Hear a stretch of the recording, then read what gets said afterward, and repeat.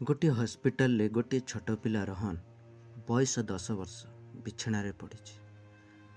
से अल्प हसुची किंतु माँ आखिरे चिंतार छाया। से तार हाथटी को धरी कांप। बहुत दिन आगुरु रोहन सांग मानक सह खेलुला, हसुला, दौड़ुला, किंतु हठात से भूईरे ऊपर पड़गला।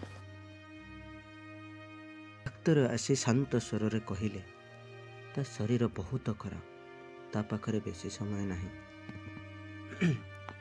से दिन राति रे रोहन माँ को दुखिला स्वर रे कहिला, माँ मु जदि मरी जाए मोर शरीर अन्य कौनसी पिला को दे दो, जहाँ द्वारा से दौड़ी पारिबो और खेली पारिबो।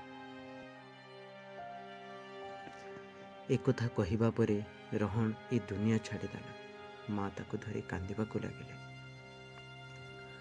केते मास परे खेल पड़िया रे गोटी पिला खुशी रे दौड़ुला, हसुला। सेठारे बसी रोहन माँ ताको देखुथिले एवं कांदुथिले, किंतु मनरे पुअर शरीर को देखि खुशी होउथिले। केबे केबे छोट जिनिस द्वारा अन्य मानक खुशी आनी देइथाय।